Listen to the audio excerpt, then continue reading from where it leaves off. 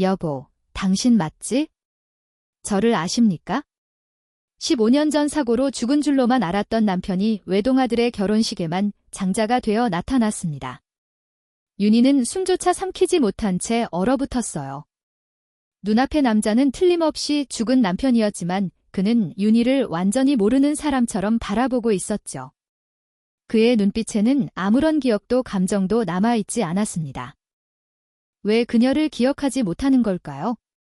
도대체 그의 지난 15년에는 어떤 비밀이 숨어 있는 걸까요? 사연 시작 전 구독과 좋아요를 눌러주시고 어디서 듣고 계신지 댓글 남겨주시면 그곳으로 행운이 가득 깃들기를 바라겠습니다. 여보, 보고 있어? 우리 아들 장가가는 날이야? 마음속으로 수없이 남편을 불렀지만 돌아오는 대답은 없었습니다. 아들의 결혼식이 시작되기 30분 전 윤희는 예식장 입구에서 하객들을 맞이하고 있었어요. 곱게 차려입은 한복의 옷이 바람에 살랑거렸죠. 건네는 축하 인사의 미소로 답하면서도 그녀의 마음 한구석에는 채워지지 않는 공허함이 자리하고 있었습니다. 준영이가 정말 훌륭하게 컸네요. 혼자서 얼마나 고생이 많으셨어요. 친척 어르신의 위로 섞인 사에 윤희는 목이 메었습니다. 그래도 평정심을 유지하려 했었죠. 오늘은 아들 준영이의 가장 행복한 날이니까요. 자신의 슬픔이 아들의 기쁨에 그림자를 드리우게 할 수는 없었습니다. 감사합니다. 와주셔서 정말 고맙습니다. 똑같은 인사말을 수십 번 반복하면서도 윤희는 문득문득 옆을 돌아보곤 했습니다. 혼자 서 있는 자신의 모습이 유독 외로워 보이는 건 아닐까 싶어서요. 신부 측 혼주는 부부가 나란히 서서 인사를 받는데 자신은 혼자였으니까요. 예식장 로비의 샹들리에가 화려한 빛을 뿜어냈지만 그 빛조차 윤희의 마음속 어둠을 밝히지는 못했습니다. 15년 남편 없이 보낸 세월이 그만큼이나 됐죠. 베트남 건설 현장으로 떠났던 남편은 결국 차가운 유골함에 담겨 돌아왔고 그날 이후 윤희의 삶은 완전히 바뀌었습니다. 여기 축의금 놓고 갑니다. 윤희는 기계적으로 봉투를 받으며 고개를 숙였습니다. 손가락 끝이 차가웠죠. 아침부터 긴장해서 아니면 혼자라는 사실이 더욱 뼈저리게 느껴져서인지 알 수 없었습니다. 식당에서 설거지를 하고 새벽에는 건물 청소를 하며 준영이를 키웠던 날들이 주마등처럼 스쳐 지나갔습니다. 손가락은 세제의 허리는 늘 아팠지만 아들만큼은 누구에게 내놓아도 자랑스러운 사람으로 키우겠다는 마음 하나로 버텨왔습니다. 그 덕분인지 준영이는 장학금을 받으며 대학을 다녔고 결국 로스쿨에 입학해 변호사가 되었습니다. 그리고 오늘 그렇게 키워낸 아들이 마침내 자신의 가정을 꾸리게 되었습니다. 당신이 보았다면 얼마나 자랑스러워했을까? 윤희는 눈시이 뜨거워지는 걸 느끼며 고개를 들었습니다. 눈물이 날 것 같아서요. 하객들 앞에서 올 수는 없었으니까요. 그때였습니다. 예식장 입구가 갑자기 소란스러워졌죠. 저기 최 사장님이 나가시네요. 윤희도 시선을 돌렸습니다. 사돈 어른인 최성국 사장은이 지역에서 중형 건설사를 운영하는 거물이었어요. 그런 그가 신부 측 하객들과 인사를 나누고 있었는데 어딘가로부터 연락을 받은 듯 급히 로비 방향으로 걸어나가고 있었습니다. 평소라면 비서를 보내는 그가 직접 나가는 모습은 흔치 않은 일이었기에 하객들조차 의아해하는 눈빛을 감추지 못했습니다. 잠시 후 자동문이 열리며 최 사장이 한 중년 남성과 함께 다시 들어섰습니다. 윤희는 처음 보는 남성이었지만 최 사장은 그를 극진히 안내하며 예의 바르게 옆자리를 비켜주고 있었습니다. 그 남성은 회색 정장을 말끔히 차려입고 있었고 걸음걸이에는 여유와 품위가 배어 있었습니다. 저분은 누구시지? 윤희는 고개를 갸우거렸습니다. 최 사장 같은 거물이 저렇게 정중하게 대하는 사람이라면 보통 인물은 아닐 텐데요. 두 사람이 점점 가까이 다가왔습니다. 최 사장의 얼굴에는 화한 미소가 번져 있었고 옆에 남성과 무언가 이야기를 나누며 걸어오고 있었죠. 그 남성은 꼿한 자세로 걸으면서도 어딘가 부드러운 인상을 풍겼습니다. 아사부인 최 사장이 윤희를 발견하고는 크게 손을 들어 인사했습니다. 윤희도 얼른 자세를 고쳐 잡고 맞이할 준비를 했죠. 제가 오늘 아주 귀한 손님을 모시고 왔습니다. 최 사장이 옆에 남성을 가리키며 말했습니다. 윤희가 무심코 고개를 들어 그 남자의 얼굴을 바라본 순간 마치 번개를 맞은 것 같은 충격이 온몸을 관통했습니다.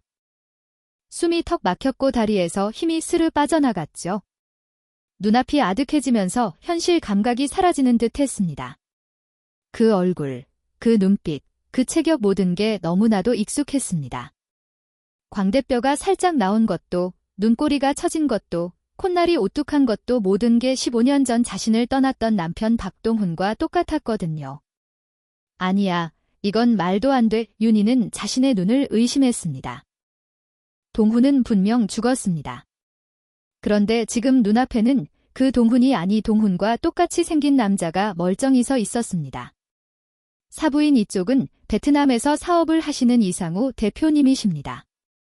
제 생명의 은인이시자 최고의 사업 파트너죠.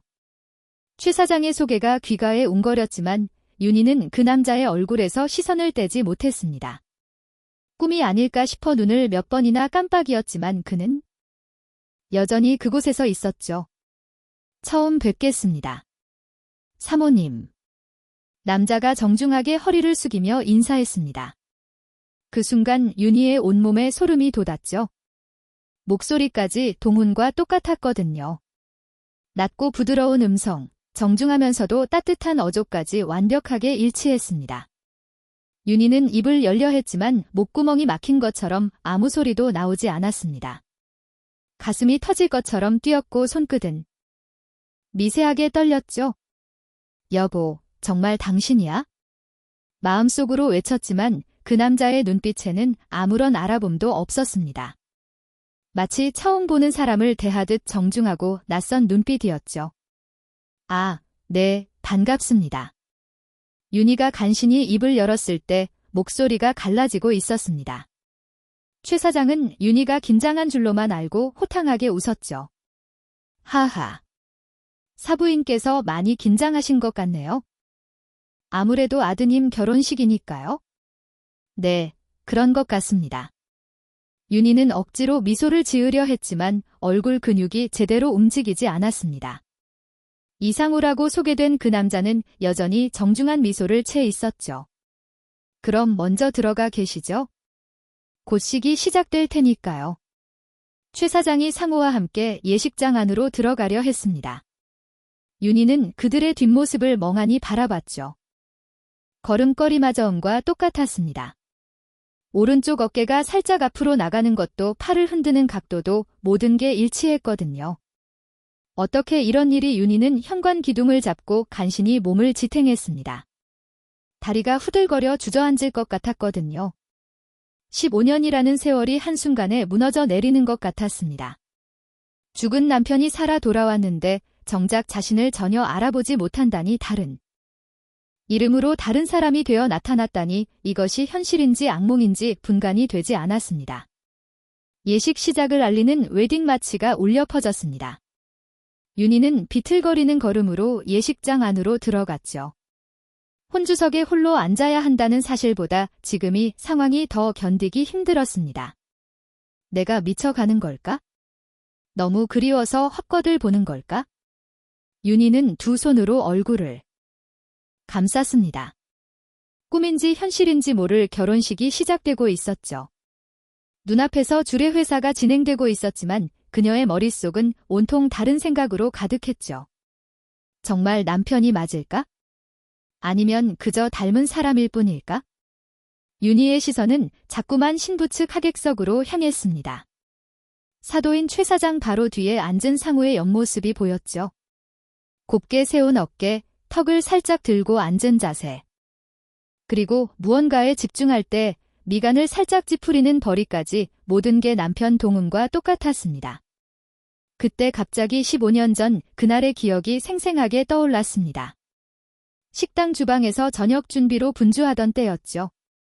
윤희는 감자를 깎다가 갑자기 울린 휴대폰 소리에 칼을 내려놓았습니다. 낯선 번호였지만 왠지 불길한 예감이 들었죠. 여보세요? 박동훈 씨 가족분이십니까? 공무원 특유의 딱딱한 목소리에 윤희의 심장이 쿵 내려앉았습니다. 네, 맞습니다. 무슨 일이신지? 주베트남 대사관 영사과에서 연락드립니다. 박동훈 씨가 현지에서 교통사고로 사망하셨습니다. 그 순간 윤희의 손에서 휴대폰이 미끄러져 떨어졌습니다. 주방 바닥에 부딪혀 산산조각이 난 휴대폰처럼 그녀의 삶도 그날 산산조각이 났죠. 시신이 심하게 훼손되어 확인은 어려웠지만 소지품으로 신원을 확인했습니다. 지갑과 여권이 든 점퍼가 나왔습니다. 윤희는 그 자리에 주저앉아 말도 안 되는 소리라며 부정했지만 현실은 잔인했습니다. 얼마 후 작은 유골함에 담겨 돌아온 남편을 보며 윤희는 처음으로 하늘을 원망했죠. 장례식장에서 교복을 입은 16살 준영이가 아버지의 영정사진을 들고 있던 모습이 아직도 눈에 선했습니다. 아직 어린 나이에 상주가 되어야 했던 아들은 입술을 꽉 깨물며 눈물을 참고 있었죠. 준영아, 울어도 돼. 아빠한테 마지막 인사해. 하지만 준영이는 고개를 저었습니다. 안 울어요. 제가 울면 엄마도 우실 거잖아요. 그 말에 윤희는 아들을 꼭 안고 함께 울었습니다. 16살 소년이 하루아침에 어른이 되어야 했던 그날의 아픔이 지금도 가슴을 저었죠. 장례가 끝나고 현실은 더욱 가혹했습니다.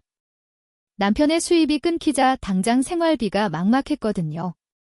엄마, 나 학원 안 다녀도 돼요? 혼자 공부할 수 있어요. 16살 준영이가 어머니를 위로했습니다. 아니야. 넌 공부만 해. 엄마가 어떻게든 할게. 그날 밤 윤희는 준영이의 어깨를 꼭 잡고 말했죠. 준영아, 아빠 없어도 기죽지 마. 엄마가 어떻게든 너 대학까지 보낼 거야. 약속해. 그 약속을 지키기 위해 윤희는 닥치는 대로 일을 했습니다. 낮에는 식당에서 새벽에는 건물 청소를 하며 돈을 모았죠. 손은 거칠러지고 허리는 아팠지만 아들이 공부에만 전념할 수 있도록 뒷바라지했습니다. 그리고 지금 준영이는 어여한 변호사가 되어 결혼식을 올리고 있었습니다. 신랑 신부의 아름다운 미래를 축복하며 주례사가 계속되는 동안 윤희는 다시 현실로 돌아왔습니다. 하지만 여전히 집중할 수가 없었죠. 고개를 살짝 돌려 상호를 훔쳐봤습니다. 그가 옆 사람과 뭔가 이야기를 나누며 살짝 웃는 모습이 보였는데 그 미소까지 동훈과 똑같았습니다. 정말 동훈 씨가 맞는 것 같은데 왜 나를 모르는 거지? 윤희의 머릿속이 복잡해졌습니다. 만약 정말 남편이 살아있다면 왜 15년 동안 연락이 없었을까요?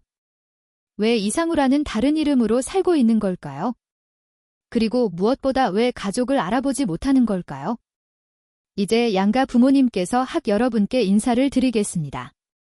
사회자의 우렁찬 목소리가 울려 퍼졌지만 윤희는 여전히 멍이 앉아 있었습니다. 상호를 보느라 정신이 없었거든요. 어머니 인사하셔야죠. 준영이가 당황한 표정으로 어머니의 팔을 잡았습니다. 그제야 정신을 차린 윤희는 화들짝 놀라 자리에서 일어났죠. 어머나 미안해. 윤희는 허둥지둥 일어나 하객들에게 인사를 했습니다. 하지만 머릿속은 여전히 혼란스러웠죠. 신부 측 혼주 부부가 다정하게 인사하는 모습과 달리 윤희는 혼자서 어색하게 고개를 숙였습니다. 준영이가 걱정스러운 표정으로 물었습니다. 어머니 정말 괜찮으세요?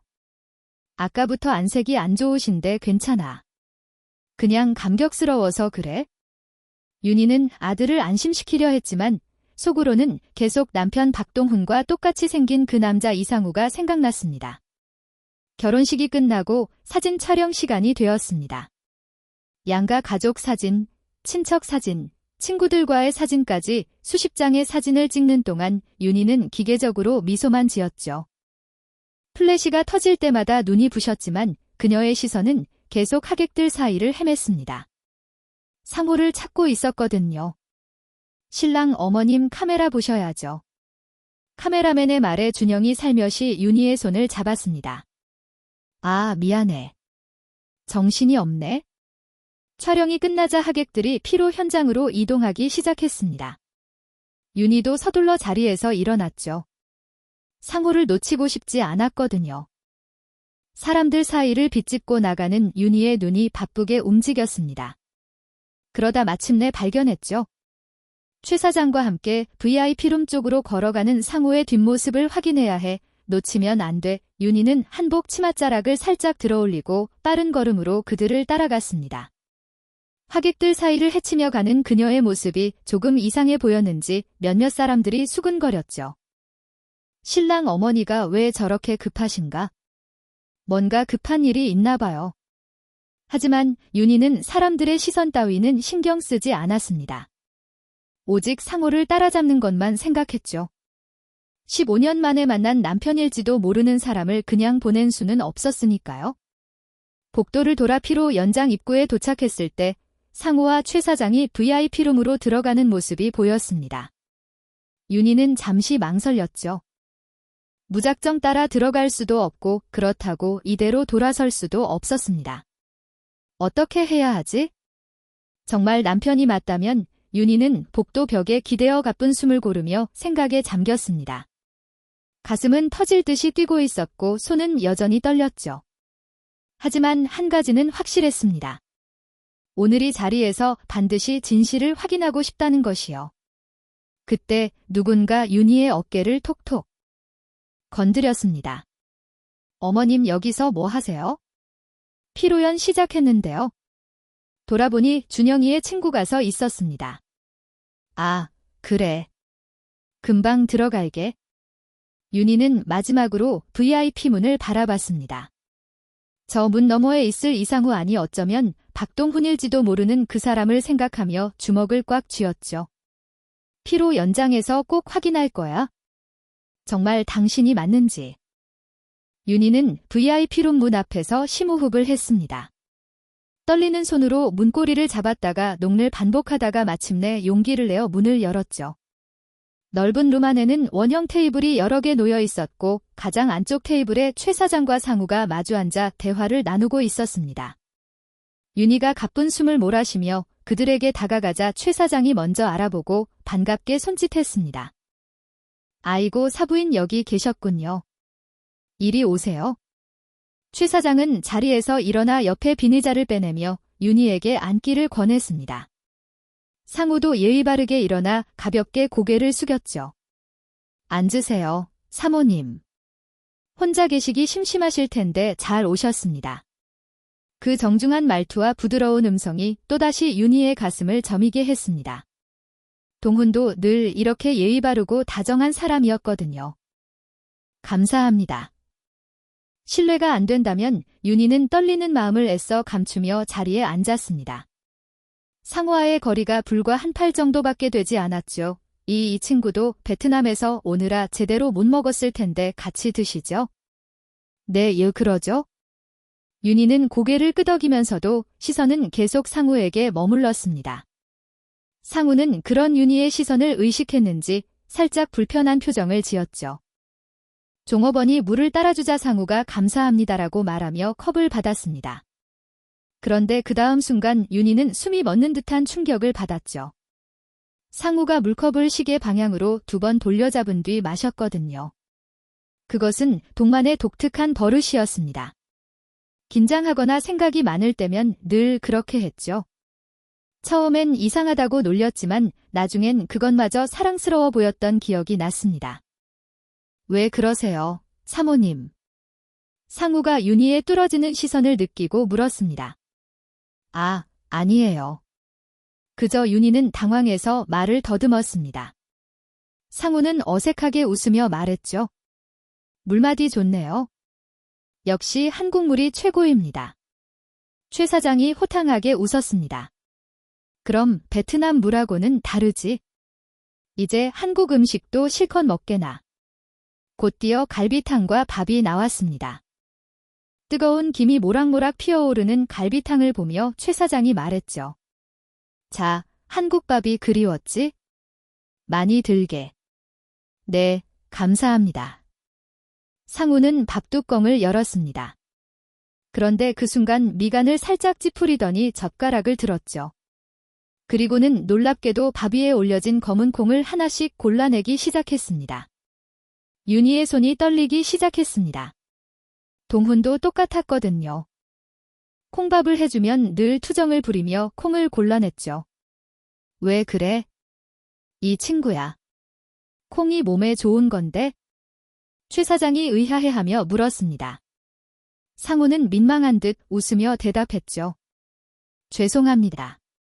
어릴 때 콩이 목에 걸린 뒤로는 먹지 못해요. 윤희의 가슴이 쿵 내려앉았습니다.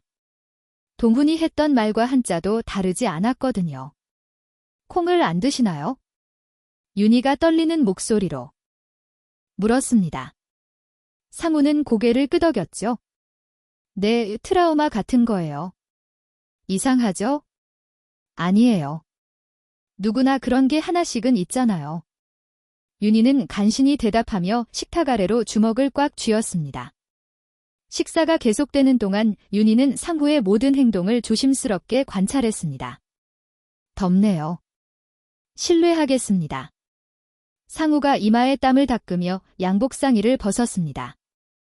그리고는 와이셔츠 소매를 걷어올리기 시작했죠. 팔꿈치까지 소매가 올라가자 윤희의 눈이 휘둥그레졌습니다. 왼쪽 손목 안쪽에 선명한 반달 모양의 화상 흉터가 보였거든요. 그것은 신혼 시절 윤희가 뜨거운 된장찌에 냄비를 엎을 뻔했을 때 동훈이 막아주다가 생긴 상처였습니다. 병원에서 치료받으며 동훈이 웃으며 했던 말이 생생히 기억났죠. 당신 다치는 것보다 100배 나아. 이 정도 상처는 아무것도 아니야. 그때 윤희는 미안함과 고마움에 눈물을 흘렸었습니다. 그리고 그 흉터를 평생 잊지 않겠다고 약속했죠. 사부인. 최 사장의 목소리에 윤희가 정신을 차렸습니다. 자신도 모르게 상우의 손목을 뚫어지게 쳐다보고 있었던 거죠. 아, 네, 괜찮으세요? 안색이 안 좋아 보이는데 그때였습니다. 윤희가 들고 있던 숟가락이 손에서 미끄러져 떨어졌어요. 쨍랑 요란한 소리에 주변 사람들이 모두 놀라 돌아봤습니다. 상우도 놀란 표정으로 윤희를 바라봤죠. 사부인 괜찮으십니까? 상우가 걱정스러운 목소리로 물었습니다. 하지만 윤희는 대답할 수가 없었어요. 그의 손목에 난 흉터에서 눈을 뗄 수가 없었거든요. 저 잠깐 화장실에 윤희는 황급히 자리에서 일어났습니다.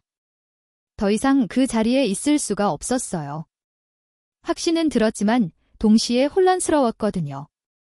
왜 동훈이 자신을 모르는 척하는지, 왜 다른 이름으로 살고 있는지 이해할 수가 없었습니다. 천천히 다녀오세요. 최 사장의 말에 윤희는 간신히 고개를 끄덕이고 VIP룸을 나왔습니다. 복도로 나온 윤희는 벽에 기대어 가쁜 숨을 몰아쉬었습니다. 다리가 후들거려 주저앉을 것 같았죠. 맞아. 내 남편이 맞아. 물 마시는 버릇도 콩을 싫어하는 것도 그리고 결정적으로 왼손목의 흉터까지 모든 증거가 그가 동훈임을 말해주고 있었습니다. 윤희는 화장실로 들어갔어요. 거울에 비친 자신의 모습이 초췌해 보였죠. 15년이라는 세월이 자신을 이렇게 변하게 했나 싶어 씁쓸했습니다. 남편이 날 못 알아볼 만큼 내가 변한 걸까? 하지만 그것만으로는 설명이 되지 않았습니다. 부부는 얼굴이 변해도 알아보는 법인데 동훈의 눈빛에는 정말 아무런 알아봄도 없었거든요. 윤희는 다시 VIP룸으로 돌아가야 할지 말아야 할지 고민했습니다. 가서 모든 걸 밝히고 싶은 마음도 있었지만 아들의 결혼식 날 소동을 일으킬 수는 없었죠. 일단 오늘은 참자. 나중에 기회를 만들어서 윤희는 마음을 다잡고 다시 VIP룸으로 향했습니다. 문을 열고 들어가니 상우와 최 사장이 여전히 대화를 나누고 있었죠. 아, 사부인 괜찮으세요? 최 사장이 걱정스럽게 물었습니다. 네, 괜찮습니다. 그저 좀 어지러워서 아무래도 아드님 결혼식이라 신경을 많이 쓰셨나 봐요. 윤희는 이제 상우를 제대로 쳐다볼 수가 없었습니다. 그의 정체를 확신하게 된 지금 모든 게 달라 보였거든요. 저는 이만 자리를 비워야겠습니다. 윤희가 조심스럽게 말했습니다. 아, 그럼요. 어서 가 보세요. 최 사장이 이해한다는 듯 고개를 끄덕였습니다. 상우도 일어서며 정중히 인사했죠. 들어가세요. 사모님. 만나 뵙게 되어 반가웠습니다. 그 말에 윤희는 가슴이 찢어지는 듯 했습니다. 반가웠다니. 아내에게 처음 만난 사람처럼 하는 인사라니. 네, 저도 반가웠습니다. 윤희는 간신히 대답한 뒤 살짝 머뭇거리다 최 사장을 향해 힘겹게 웃었습니다. 저 사돈어른 나중에 잠시만 뵐 수 있을까요? 드릴 말씀이 있어서요. 순간 최 사장의 표정에 잠깐 놀람이 스쳤지만 곧 부드럽게 미소를 지었습니다. 그럼요. 사부인 말씀만 하세요. 언제든 제가 시간 내겠습니다. 감사합니다. 윤희는 고개를 숙이고 VIP룸을 나왔습니다. 복도를 걸으며 눈물이 흘러내렸지만 손등으로 재빨리 닦았죠. 가슴속에는 거대한 폭풍이 몰아치고 있었습니다. 어떻게 해야 하지? 정말 어떻게 해야? 결혼식이 끝나고 피로연까지 무사히 마친 뒤였습니다. 하객들이 하나둘씩 돌아가고 준영이와 지수도 신혼여행을 위해 공항으로 떠났죠. 예식장이 서서히 비어가는 가운데 윤희는 로비 한쪽에서 최 사장을 기다리고 있었습니다. 사부인 기다리셨습니까? 최 사장이 다가오며 물었습니다. 윤희는 긴장된 표정으로 일어섰죠. 네, 사돈어른 바쁘신데 시간 내주셔서 감사합니다. 아이고, 뭘 그러세요? 이제 사돈간인데 당연하죠. 무슨 말씀하실 게 있다고 하셨는데 두 사람은 예식장 카페로 자리를 옮겼습니다. 조용한 구석 테이블에 마주 앉자 윤희는 떨리는 손으로 차잔을 잡았죠. 사장님, 제가 여쭤볼 게 있어서요. 아까 그 이상후 대표님 말입니다. 아, 상우예요? 무슨 문제라도 있습니까? 최 사장이 의아한 표정을 지었습니다. 윤희는 심호흡을 하고 조심스럽게 물었죠. 그분과는 어떤 관계이신지, 그리고 그분의 과거에 대해 좀 알 수 있을까요? 최 사장의 눈빛이 잠시 흔들렸습니다. 무언가 숨기는 듯한 표정이었죠. 왜 갑자기 상우 과거를 물으시죠? 그냥 사장님께서 생명의 은인이라고 하셔서요. 어떤 일이 있으셨는지 궁금해서 윤희는 애써 평정심을 유지하려 했지만 목소리가 떨리고 있었습니다. 최 사장은 잠시 윤희를 바라보다가 천천히 입을 열었죠. 그래요. 사부인께서 물으시니 말씀드리죠. 상우는 정말 제 생명의 은인이 맞습니다. 그리고 지금은 제 최고의 사업 파트너이기도 하고요. 최 사장은 커피를 한 모금 마신 뒤 이야기를 시작했습니다. 13년 전이었어요. 제가 베트남 호치민에서 아파트 건설 현장을 운영하고 있을 때였죠. 어느 날 현장 인부들 사이에 낯선 사람이 하나 섞여 있더라고요. 윤희는 숨을 죽이고 최 사장의 말에 귀를 기울였습니다. 말도 제대로 못하고 행색도 남루하고 보기에도 뭔가 사연이 있어 보이는 사람이었어요. 현장 소장이 쫓아내려고 했는데 제가 그냥 두라고 했죠. 밥이라도 먹여보내자고요. 그 사람이 이상우 대표님이었나요? 네, 맞아요. 나중에 들어보니 2년째 이곳저곳을 떠돌며 막노동으로 연명하고 있었대요. 기억을 완전히 잃어서 자기가 누군지, 어디서 왔는지 전혀 모르는 상태였죠. 윤희의 가슴이 쿵쿵 뛰기 시작했습니다. 15년 전 남편이 사고를 당했고 그 후 2년간 행방불명이었다가 13년 전 최 사장을 만났다는 계산이 정확히 맞아떨어졌거든요. 기억을 완전히 잃었다고요? 내 의사 말로는 심한 외상 후 스트레스로 인한 해리성 기억 상실이라고 하더군요. 이름도 나이도 국적도 아무것도 모르는 상태였어요. 최 사장은 그때를 회상하며 계속 말했습니다. 그런데 신기한 게 몸은 건설 일을 기억하고 있더라고요. 도구 다루는 솜씨며 도면 보는 능력이며 분명 이종 일을 했던 사람이었어요. 그래서 우리 현장에서 일하게 했죠. 그런데 어떻게 생명의 은인이 되신 건가요? 윤희가 조심스럽게 물었습니다. 최 사장의 표정이 진지해졌죠. 현장에서 일한 지 한 달쯤 됐을 때였어요. 크레인 사고가 났죠? 철골이 떨어지는데 하필 제가 그 아래에 있었어요. 순간 누군가 저를 확 밀쳐냈는데 그게 바로 상우였습니다. 최 사장은 잠시 말을 멈추고 그날을 떠올렸습니다. 자기 몸을 날려서 저를 구했어요. 대신 상우가 철골에 맞아 크게 다쳤죠. 병원에 실려가면서도 정신을 잃지 않고 제 손을 꼭 잡고 있더라고요. 그때 결심했습니다. 이 사람을 제가 책임지겠다고 윤희의 눈에 눈물이 맺혔습니다. 기억을 잃었어도 남을 구하는 그 성품은 변하지 않았구나 싶어서요. 그 후로 어떻게 되셨나요? 제가 신분을 만들어줬어요. 이상우라는 이름도 제가 지어준 거고요. 그리고 제대로 일을 가르치기 시작했죠. 그런데 이 친구가 천재더라고요. 최 사장의 얼굴에 감탄이 어렸습니다.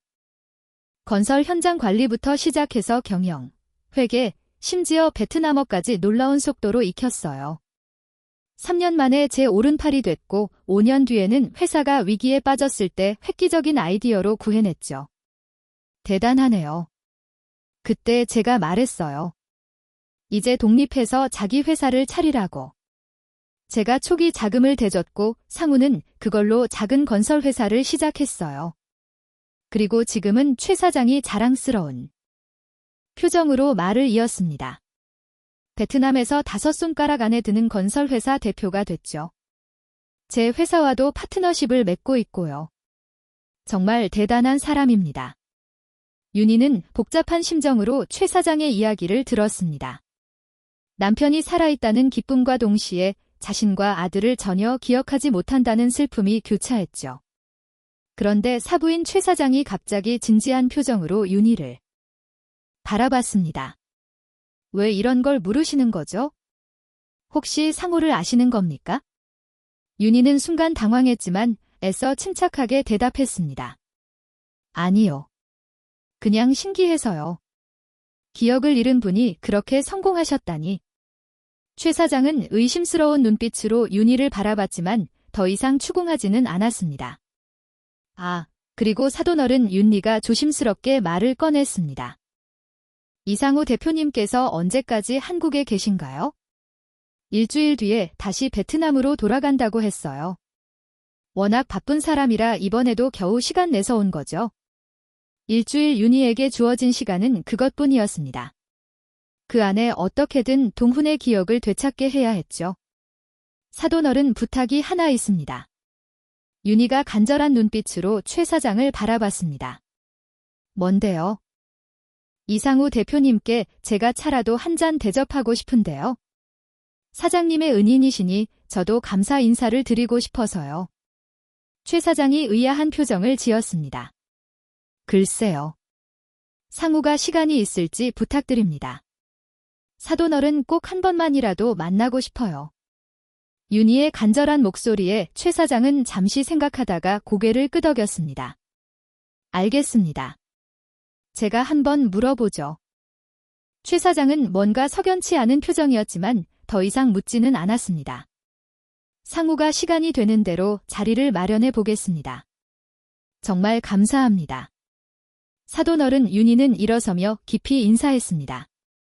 최 사장이 떠난 뒤 윤희는 다시 자리에 주저앉았죠. 여보, 정말 나를 기억 못하는 거니? 함께한 우리의 시간이 정말 다 사라진 거야? 눈물이 주르륵 흘러내렸습니다. 기쁨과 슬픔, 희망과 절망이 뒤섞인 복잡한 감정이었죠. 하지만 포기할 수는 없었습니다. 일주일이라는 시간 안에 어떻게든 동훈의 기억을 되찾아야 했으니까요. 그를 다시 만날 수 있는 기회를 놓칠 수는 없었습니다. 윤희는 주먹을 꽉 쥐며 다짐했습니다. 기다려, 여보. 내가 꼭 당신의 기억을 되찾아 줄게. 우리의 사랑을, 우리의 추억을 다시 찾아줄게. 결혼식이 끝나고 며칠이 지난 아침이었습니다. 윤희는 새벽부터 일어나 율무를 벗고 끓이며 정성스럽게 율무차를 준비했죠. 동훈이 가장 좋아했던 그 맛을 똑같이 재현하기 위해 몇 번이나 맛을 봤습니다. 오늘이야. 오늘 만나는 거야? 윤희는 거울 앞에서 몇 번이나 옷을 갈아입었습니다. 너무 화려해 보이지도, 너무 초라해 보이지도 않는 단정한 차림을 고르느라 한참이 걸렸죠. 화장도 평소보다 신경 써서 했지만 떨리는 손 때문에 아이라인을 몇 번이나 다시 그어야 했습니다. 호텔 카페에 약속 시간보다 30분이나 일찍 도착한 윤희는 가장 조용한 구석 자리를 골랐습니다.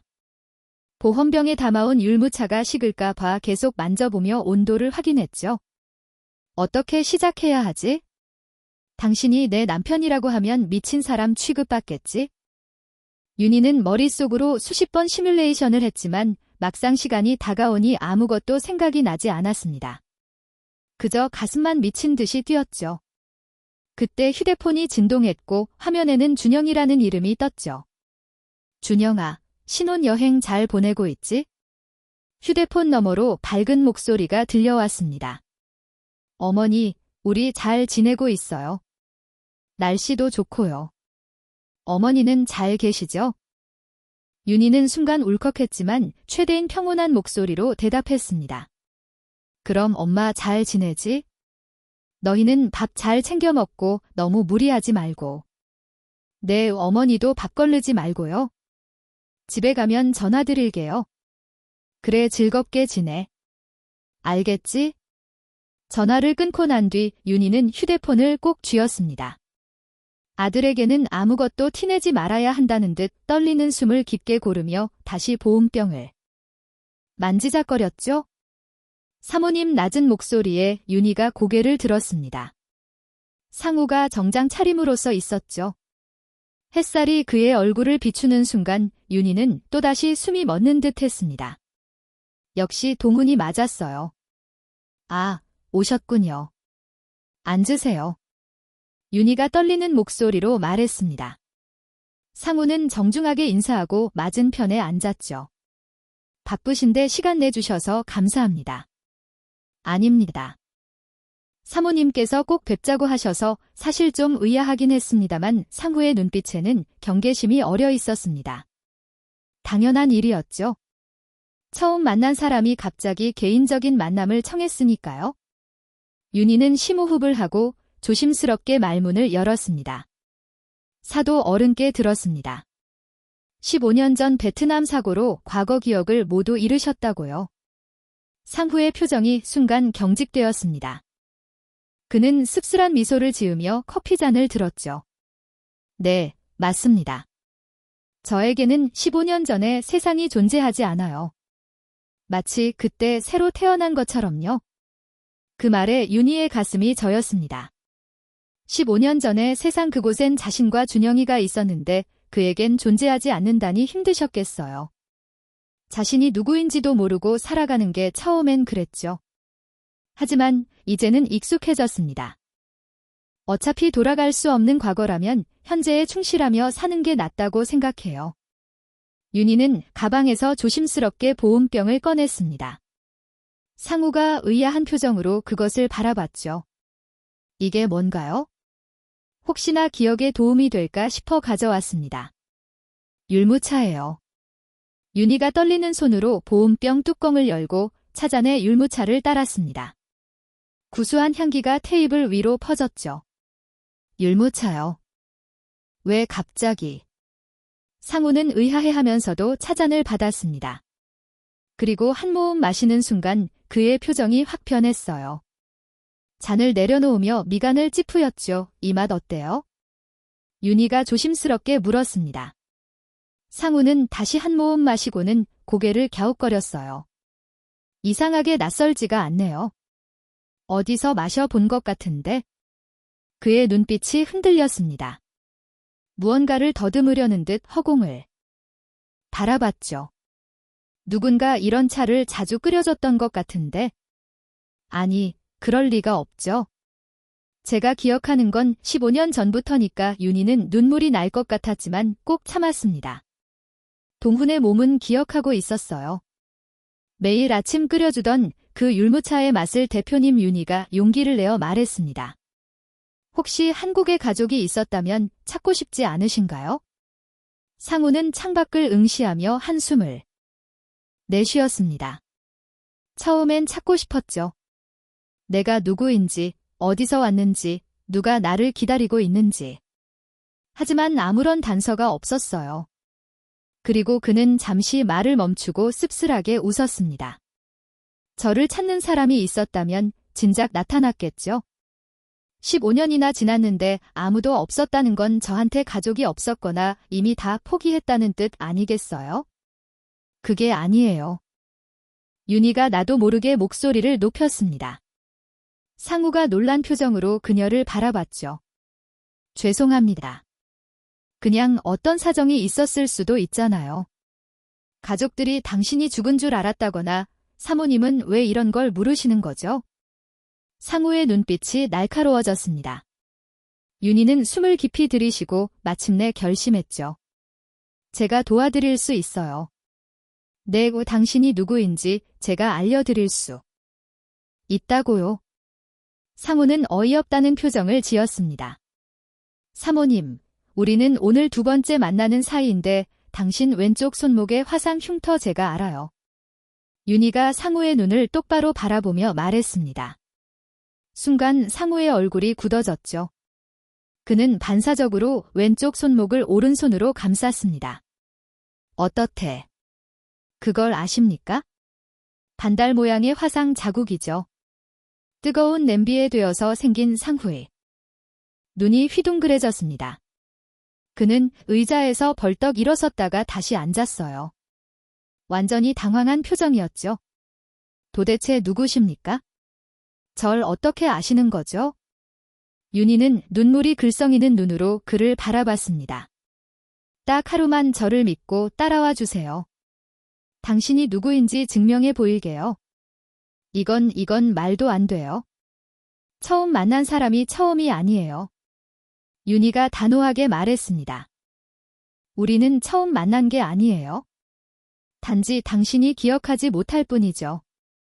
상우는 혼란스러운 표정으로 윤희를 바라봤습니다. 이성적으로는 거절해야 한다고 생각했지만 왠지 모르게 이 여인의 말을 믿고 싶었어요. 특히 그 율무차의 향기가 자꾸만 무언가를 떠올리게 했죠. 하루만 시간을 주세요.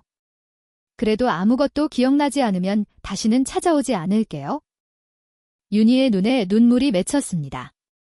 그 간절한 눈빛의 상우는 결국 고개를 끄덕였죠. 좋습니다. 하지만 오늘 하루뿐입니다. 감사합니다. 정말 감사합니다. 윤희는 급히 자리에서 일어났습니다. 상우도 따라 일어나며 물었죠. 어디로 가는 겁니까? 집으로요. 당신이 살았던 집으로. 두 사람은 호텔을 나와 주차장으로 향했습니다. 윤희가 차키를 꺼내자 상우가 말했어요. 제가 운전할까요? 손이 많이 떨리시는 것 같은데? 괜찮아요. 길을 아니까 제가 할게요. 윤희는 운전석에 앉아 시동을 걸었습니다. 상우가 조수석에 앉자 차 안에는 묘한 긴장감이 흘렀죠. 윤희는 상우를 희급봤습니다. 불안한 표정으로 창밖을 보는 그의 모습이 왠지 안쓰러웠어요. 멀어요. 아니요. 성북동이니까 30분이면 돼요. 차는 도심을 벗어나 성북동으로 향했습니다. 가는 내내 두 사람은 아무 말도 하지 않았어요. 상우는 지나가는 풍경을 보며 무언가를 떠올리려 애쓰는 듯했고 윤희는 떨리는 마음을 진정시키려 핸들을 꽉 잡고 있었죠. 차가 성북동 언덕길 입구에 들어서자 상우의 표정이 미묘하게 변했습니다. 윤희가 곁눈질로 그를 살폈어요. 왜 그러세요? 아니. 그냥 이 길이 왠지 난 익은 것 같아서 상우는 불안하게 눈동자를 굴렸습니다. 무언가가 머릿속을 스치고 지나가는 듯했지만 명확하게 잡히지는 않았죠. 정말 제가 여기 살았던 겁니까? 네, 15년 전까지는요. 윤희는 가슴이 답답해져 넥타이를 느슨하게 푸는 상우를 보며 희망을 품었습니다. 그의 몸은 기억하고 있었어요. 이 길을이 동네를 그리고 어쩌면 자신과의 추억도 기억하고 있을지 몰라요. 조금만 더 가면 우리 집이야. 거기서라면 분명 뭔가 기억날 거야. 윤희는 속으로 간절히 기도하며 엑셀러레이터를 밟았습니다. 차는 성북동 언덕 아래 좁은 골목 입구에 멈춰섰습니다. 윤희가 시동을 끄자 차 안에 묵직한 정적이 흘렀죠. 상우는 창밖을 내다보며 미간을 찌푸렸습니다. 낯선 풍경인데도 왠지 모를 기시감이 온몸을 휘감았거든요. 여기서 내리셔야 해요. 차가 들어갈 수 없는 골목이라서요. 윤희의 목소리에 상우는 천천히 고개를 끄덕이고 차에서 내렸습니다. 발을 디딘 순간 낡은 아스팔트의 감촉이 발바닥을 통해 전해졌죠. 상우는 잠시 그 자리에 서서 주변을 둘러봤습니다. 가파른 언덕길 양옆으로 오래된 주택들이 다닥 붙어 있었어요. 단별하게는 세월의 흔적이 고스란히 남아있었고 전봇대에는 빛바랜 전단지들이 너덜거리고 있었죠. 윤희가 먼저 걸음을 떼자 상우도 그녀를 따라 언덕을 오르기 시작했습니다. 조심하세요. 길이 고르지 않아서요. 윤희가 뒤돌아보며 말했습니다. 하지만 상우는 이미 움푹 패인 보도 블록을 자연스럽게 피해 걷고 있었어요. 마치 이 길을 수백 번도 넘게 걸어본 사람처럼요. 윤희는 그 모습을 보며 가슴이 철렁했습니다. 동훈이 매일 저녁 퇴근할 때면 똑같이 저 자리를 피해 걸었거든요. 빗물이 고여 늘 질척했던 그 자리를요. 상우는 자신도 모르게 발걸음을 옮기다가 문득 멈춰섰습니다. 왼쪽 세 번째 집밥 감나무가 눈에 들어왔어요. 가을이면 주렁주렁 열리던 홍시의 단맛이 혀끝에 맴도는 것 같았죠. 하지만 왜 그런 감각이 느껴지는지는 알 수 없었습니다. 대표님, 윤희가 조심스럽게 불렀습니다. 상우는 고개를 저으며 다시 걸음을 옮겼죠. 아닙니다. 그저 이 동네가 낯설지 않아서요. 두 사람은 말없이 언덕을 올랐습니다. 골목 끝에 다다르자 녹슨 파란 대문이 보였어요. 페인트가 벗겨진 철문에는 세월의 흔적이 역력했죠. 윤희는 그 앞에서 멈춰섰습니다. 여기가 대표님이 살았던 집이에요. 윤희의 목소리가 떨렸습니다. 상우는 천천히 대문을 바라봤죠. 그런데 이상했습니다. 가슴속에서 무언가가 꿈틀거리기 시작했어요. 상우의 발걸음이 저절로 대문 쪽으로 향했습니다. 윤희가 미처 말릴 새도 없이 그의 손이 문고리에 닿았어요. 차갑고 거친 쇠 표면의 감촉이 손바닥에 전해졌죠. 순간 상우의 머릿속에 희미한 영상이 스쳐 지나갔습니다. 이 대문을 여는 손, 녹슨 소리를 내며 열리는 문자, 마당에서 뛰어나오는 작은 그림자. 상우는 머리를 감싸주며 신음을 흘렸습니다. 지끈거리는 두통이 몰려왔죠. 대표님, 괜찮으세요? 윤희가 황급히 다가와 상우의 팔을 잡았습니다. 상우는 가쁜 숨을 몰아쉬며 고개를 들었어요. 예, 이 집을 알고 있는 것 같은 기분이 듭니다. 상우의 목소리에는 혼란과 두려움이 뒤섞여 있었습니다. 그는 자신의 손을 내려다봤어요. 문고리를 잡았던 손이 미세하게 떨리고 있었죠. 몸이 기억하고 있는 것 같아요. 어떻게 이런 일이 윤희는 아무 말도 할 수 없었습니다. 그저 눈물을 삼키며 상우의 반응을 지켜봤죠. 남편의 몸이 기억하고 있었어요. 15년이라는 긴 세월에도 지워지지 않은 기억이 그의 몸속 깊은 곳에 살아 있었던 거예요. 들어가 보시겠어요? 윤희가 떨리는 목소리로 물었습니다. 상우는 잠시 망설이다가 고개를 끄덕였죠. 윤희가 열쇠로 대문을 열자 삐걱거리는 소리와 함께 문이 열렸습니다. 작은 마당에는 빨래줄이 쳐져 있었고 구석에는 화분 몇 개가 놓여 있었어요. 평범한 서민들의 집이었죠. 상우는 마당을 천천히 둘러봤습니다. 여기서 제가 살았다는 겁니까? 네, 당신이 떠나기 전까지요. 윤희의 대답에 상우는 깊은 한숨을 내쉬었습니다. 믿기지 않았지만 부정할 수도 없었어요. 온몸의 세포가 이곳을 기억하고 있다고 속삭이고 있었으니까요. 시간이 흘러 점심때가 되었습니다. 윤희는 상우를 시장통 입구에 있는 작은 국밥집으로 데려갔어요. 낡은 간판에는 원조 할매국밥이라는 글씨가 희미하게 남아 있었죠. 여기는 대표님이 제일 좋아하던 곳이에요. 주말이면 꼭 여기 와서 해장국 드셨거든요. 윤희가 설명했지만 상우는 여전히 낯선 표정이었습니다. 두 사람은 구석자리에 마주 앉았죠. 어서 오세요. 어머, 윤희 씨 아니에요? 주방에서 나온 할머니가 윤희를 알아보고 반갑게 인사했습니다. 70대 후반으로 보이는 할머니는 상우를 보더니 순간 멈칫했어요. 이 양반 혹시 아요, 할머니? 그냥 아는 분이에요. 국밥 둘 주세요. 윤희가 재빨리 말을 끊었습니다. 할머니는 의한 표정을 지었지만 더 이상 묻지 않고 주방으로 들어갔죠. 잠시 후 김이 모락모락 나는 국밥이 나왔습니다. 뜨끈한 육수에서 고소한 냄새가 피어올랐죠. 상우는 숟가락을 들었다가 문득 손을 멈췄습니다. 뭔가가 부족한 것 같았어요. 상우의 시선이 테이블 가운데 놓인 양념통으로 향했습니다. 다대기, 소금, 후추, 다짐, 마늘.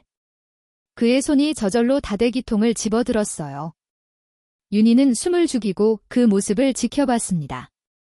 상우는 마치 수십 번 해본 동작처럼 자연스럽게 다대기를 떠서 국물에 넣기 시작했어요. 하나, 둘, 셋, 정확히 3스푼이었습니다. 그리고는 깍두기 국물을 2숟가락 떠서 부었죠. 모든 동작이 동훈과 똑같았습니다. 상우는 국을 1숟가락 떠서 입에 넣었습니다. 뜨끈하고 얼큰 맛이 입안에 퍼졌죠. 그 순간 이상한 감각이 몰려왔어요. 이 맛을 안다는 느낌. 수없이 먹어본 것 같은 익숙함. 식성은 기억을 잃어도 그대로 내어 윤희가 울먹이는 목소리로 말했습니다. 눈가에 눈물이 맺혀 있었죠. 상우는 그제야 자신이 무의식적으로 한 행동을 깨달았습니다. 손에 든 숟가락을 천천히 내려놓으며 윤희를 바라봤어요. 저에게 이런 습관이 있었다는 말입니까? 상후의 음성에는 경계와 의문이 뒤섞여 있었습니다. 믿고 싶지 않았지만 부정할 수도 없는 증거였어요. 그래요. 늘 그렇게 드셨어요. 다대기 3스푼에 깍두기 국물 2스푼. 제가 양이 너무 많다고 타박하면 당신은 이래야 제맛이라고 하셨죠. 윤희의 말에 상우는 다시 국그릇을 내려다봤습니다. 빨갛게 물든 국물이 그를 빤히 쳐다보는 것 같았어요. 어떻게 이럴 수가? 상우는 두 손으로 얼굴을 감쌌습니다. 머릿속이 복잡했어요. 이성으로는 받아들일 수 없는 일들이 계속 일어나고 있었거든요. 하지만 몸은 알고 있었습니다. 이 맛을이 향기르리 공간을 온몸의 세포가 기억하고 있었어요. 두 사람은 말없이 식사를 마쳤습니다. 무거운 침묵만이 테이블 위를 맴돌았죠. 국밥집을 나온 두 사람은 천천히 골목길을 걸었습니다. 윤희가 멈춰선 곳은 동네 놀이터였어요. 낡은 그네와 미끄럼틀, 녹슨 철봉이 있는 작은 놀이터였죠. 여기는 대표님이 자주 오셨던 놀이터입니다. 윤희가 벤치를 가리키며 말했습니다. 상우는 그 벤치에 천천히 앉았어요. 윤희도 그 옆에 나란히 앉았죠. 오후에 햇살이 놀이터를 비추고 있었습니다. 바람이 불잡이어 있는 그네가 삐걱거리며 흔들렸어요. 삐걱 그 단조로운 소리가 상후의 귀가에 울렸습니다. 그런데 이상했어요. 그네 소리와 함께 다른 소리가 들리는 것 같았거든요. 아빠 더 세게 밀어줘. 맑고 높은 아이의 목소리가 환청처럼 귀가에 울렸습니다. 상우는 깜짝 놀라 고개를 돌렸어요. 하지만 그네는 비어 있었죠. 갑자기 심한 이명이 몰려왔습니다. 귀에서 웅거리는 소리가 나더니 머리가 지끈거리기 시작했어요. 대표님 윤희가 놀라 상우의 어깨를 잡았습니다. 상우는 두 손으로 머리를 감싸쥐었죠. 관자놀이가 터질 것처럼 아팠습니다. 희미한 영상들이 머릿속을 스쳐 지나갔어요. 그네를 타는 작은 아이. 뒤에서 밀어주는 누군가의 손, 하늘로 치솟는 아이의 웃음소리. 하지만 얼굴은 보이지 않았습니다. 아이의 얼굴도 밀어주는 사람의 얼굴도 모두 흐릿하게 번져 있었어요. 예상우는 괴로운 신음을 흘렸습니다. 뭔가를 붙잡으려 하면 할수록 더 멀어지는 기억이 답답했어요. 대표님 괜찮으세요? 물 좀 드실래요? 윤희가 가방에서 물을 꺼내며 물었습니다. 하지만 상우는 대답하지 못했어요. 그저 두 손으로 관자 놀이를 누르며 거친 숨을 몰아쉬었죠. 도대체 저는 누구였던 겁니까? 상우가 낮게 내뱉었습니다. 그 목소리에는 절박함이 묻어 있었어요. 알고 싶었습니다. 자신이 누구였는지, 왜 이런 감각들이 자꾸 몰려오는지 알고 싶었죠. 하지만 동시에 두려웠어요. 15년 전에 자신을 알게 된다는 것이 윤희는 상우의 그런 모습을 보며 가슴이 찢어지는 것 같았습니다. 답답함에 가슴을 치는 남편을 보며 그녀도 안타까움에 발을 동동 굴렀어요. 여보, 윤희가 작게 불렀습니다. 하지만 상우는 듣지 못했죠. 그는 여전히 머리를 감싸준 채 고통스러워하고 있었으니까요. 바람이 다시 불었습니다. 그네가 더 세게 흔들리며 삐걱거렸어요. 그 소리는 마치 상우를 부르는 것 같았습니다. 잊혀진 과거가 그를 부르고 있었죠. 하지만 그 목소리는 여전히 희미했습니다. 닿을 듯을 듯하면서도 결코 닿지 않는 기억의 파편들. 상우는 그 틈새에서 허우적거리고 있었어요. 두 사람은 한참을 말없이 벤치에 앉아 있었습니다. 그때 윤희가 천천히 가방을 열었어요. 손이 너무 떨려서 지퍼를 여는 것조차 쉽지 않았죠. 가방 안쪽 주머니에서 낡은 사진 한 장을 꺼냈습니다. 플라스틱 커버에 쌓인 사진은 세월의 흔적으로 모서리가 약간 발해 있었어요. 윤희는 그 사진을 꺼내며 손이 더욱 떨렸습니다. 이것이 마지막 기회일지도 모른다는 생각이 들었거든요. 대표님. 윤희가 떨리는 목소리로 불렀습니다. 상우는 고개를 들어 그녀를 바라봤어요. 이걸 보여드려야 할 것 같아요. 윤희는 사진을 두 손으로 받쳐들었습니다. 상우는 그 사진을 보는 순간 숨이 멎는 듯 했어요. 사진 속에는 세 사람이 환하게 웃고 있었습니다. 중학교 교복을 입은 소년이 가운데 서 있고 양옆으로 남자와 여자가 소년의 어깨에 손을 올리고 있었죠. 배경에는 입학을 축하합니다라는 현수막이 보였습니다. 이건 상우의 목소리가 떨렸습니다. 사진 속 여자는 지금보다 훨씬 젊은 윤희였어요. 그리고 옆에 서 있는 남자는 자세히 보세요. 윤희가 사진을 상우의 손에 쥐어주며 말했습니다. 그녀의 손가락 끝이 차갑게 떨리고 있었죠. 당신이잖아요. 상우는 사진을 받아들고 가까이 들여다봤습니다. 사진 속의 얼굴이 점점 선명해졌어요. 광대뼈가 살짝 나온 것, 눈꼬리가 약간 처진 것, 오한 콧날. 모든 것이 지금 거울에 비친 자신의 얼굴과 똑같았습니다. 토이 하나 틀리지 않았어요. 아니, 이건 상우의 손이 거칠게 떨리기 시작했습니다. 사진이 그의 손 안에서 바들바들 떨렸죠. 그는 믿을 수가 없었어요. 하지만 증거는 명백했습니다. 사진 속 남자는 자신이었어요. 15년보다 더 이전의 자신이었죠. 이게 정말 저란 말입니까? 상우가 떨리는 목소리로 물었습니다. 윤희는 눈물을 참으며 고개를 끄덕였어요. 네. 이건 준영이 중학교 입학식 날 찍은 사진이에요. 당신이 베트남으로 떠나기 1년 전쯤이었죠. 윤희의 목소리도 떨리고 있었습니다. 그녀는 사진 속편의 얼굴을 가리켰어요. 여기 보세요. 왼쪽 손목에 시계 차고 계시죠? 제가 결혼 기념일에 선물한 시계예요. 그리고 이 넥타이는 그만하십시오. 상우가 윤희의 말을 끊었습니다. 그의 목소리에는 혼란과 두려움이 가득했어요. 상우는 사진과 자신의 손을 번갈아 바라봤습니다. 오른손 검지에 있는 작은 점, 사진 속의 손에도 똑같은 위치에 점이 있었어요. 왼쪽 귓불이 약간 큰 것도 입꼬리의 미세한 비대칭도 모두 일치했습니다. 부정할 수 없는 증거였죠. 저에게 상우가 입을 열었다가 다시 닫았습니다. 목구멍이 바짝 말라 있었어요. 그는 힘겹게 다시 말을 이었습니다. 저에게 아내가 아들이 있었단 말입니까? 그 말이 입 밖으로 나오는 순간 상우는 현실감을 잃는 것 같았습니다. 머리가 핑 도는 것 같았어요. 자신에게 가족이 있었다는 사실, 사랑하는 사람들이 있었다는 사실.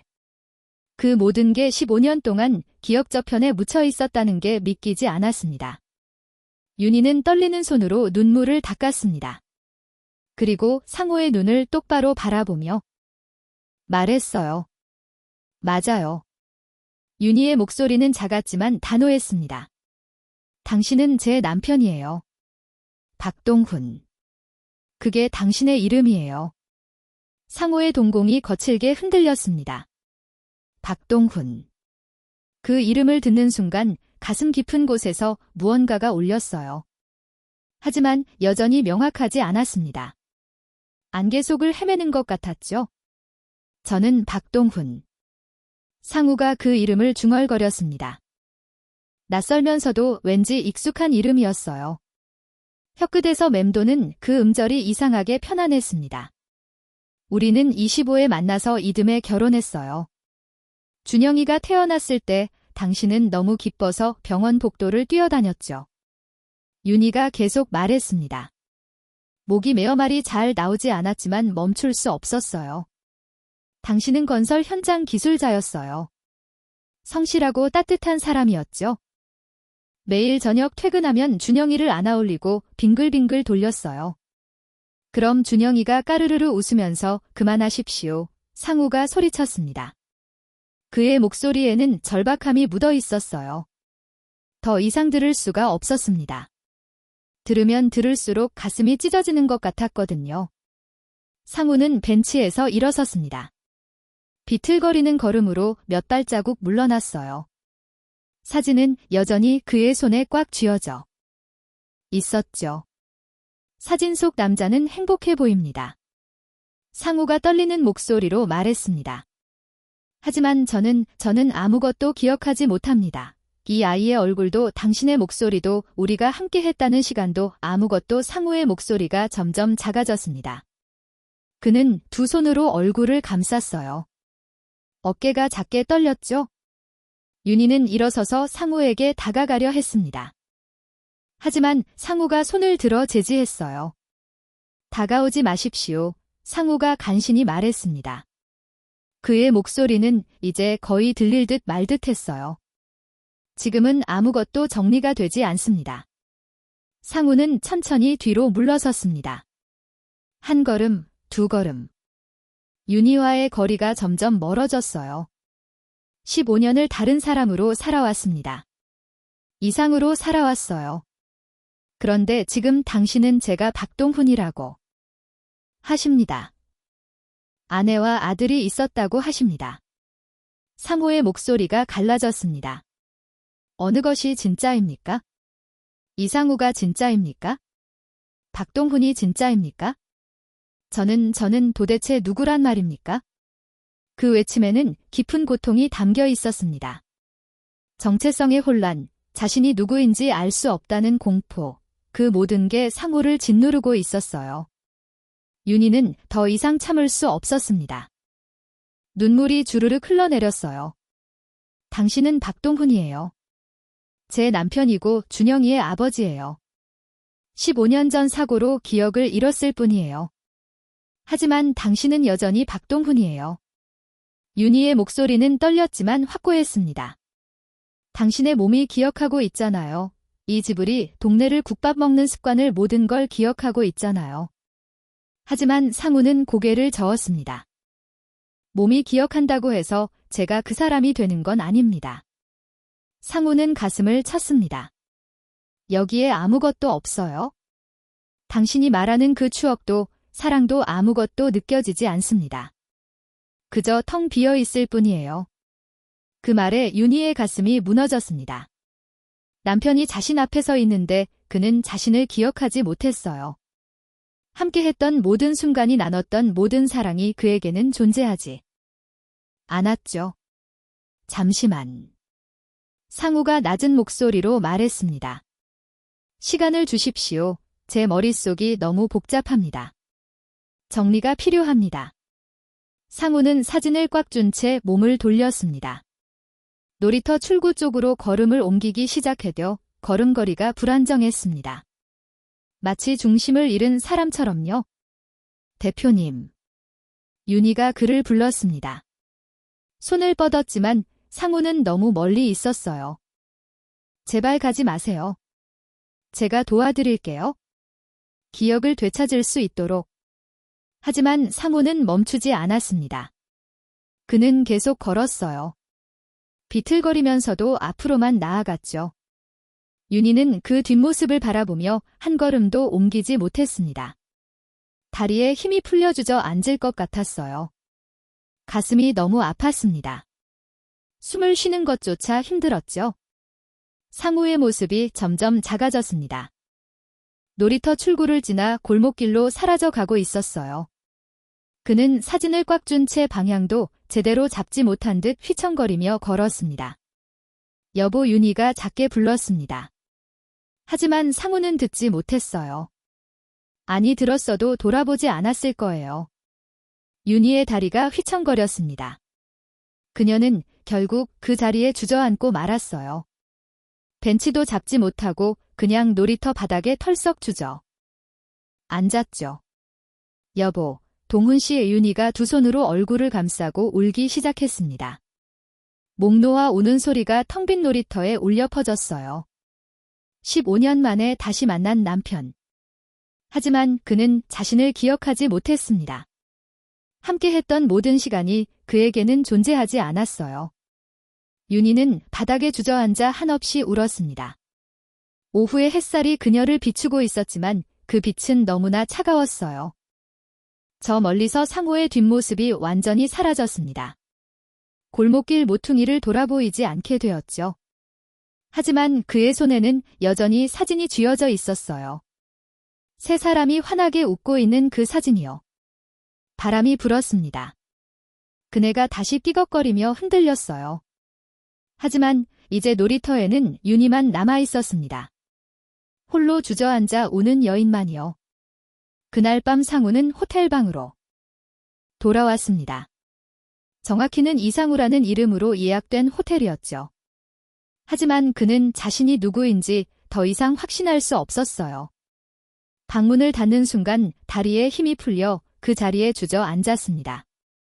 등을 기댄 채 거친 숨을 몰아쉬었죠. 손에는 여전히 그 사진이 쥐어져 있었어요. 상우는 천천히 사진을 펼쳤습니다. 조명 아래 다시 들여다봤죠. 사진 속 세 사람의 얼굴이 또렷하게 보였습니다. 환하게 웃고 있는 남자. 그게 자신이라는 게 믿기지 않았어요. 옆에 서 있는 여자 윤희, 그녀의 눈빛에는 사랑이 가득했습니다. 그리고 가운데 서 있는 소년 준영이라고 했죠. 내 아들 상우가 중얼거렸습니다. 그 단어가 입 밖으로 나오는 순간 가슴 한쪽이 저릿해졌어요. 아들 자신에게 아들이 있었다니. 상우는 침대에 앉아 사진을 무릎 위에 올려놓았습니다. 그리고 한참을 그것만 바라봤죠. 시간이 얼마나 흘렀는지 알 수 없었어요. 창밖으로 도시의 불빛이 보였습니다. 수많은 차들이 오가고 사람들이 분주하게 움직이고 있었죠. 하지만 상우의 귀에는 아무 소리도 들리지 않았어요. 오직 윤희가 했던 말들만이 머릿속을 맴돌았습니다. 당신은 박동훈이에요. 제 남편이고 준영이의 아버지예요. 상우는 두 손으로 얼굴을 감쌌습니다. 머리가 터질 것 같았어요. 15년 동안 이상으로 살아왔는데 이제 와서 박동훈이라니 도대체 나는 누구란 말인가? 상우가 낮게 신음했습니다. 거울 앞으로 다가가 자신의 얼굴을 들여다봤어요. 거울 속 남자가 자신을 빤히 쳐다보고 있었죠. 너는 이상우인가? 박동훈인가? 상우가 거울을 향해 물었습니다. 하지만 대답은 없었어요. 그저 혼란스러운 눈빛만이 그를 바라볼 뿐이었죠. 시계를 보니 새벽 2시였습니다. 상우는 침대에 누웠지만 잠이 올 리 없었어요.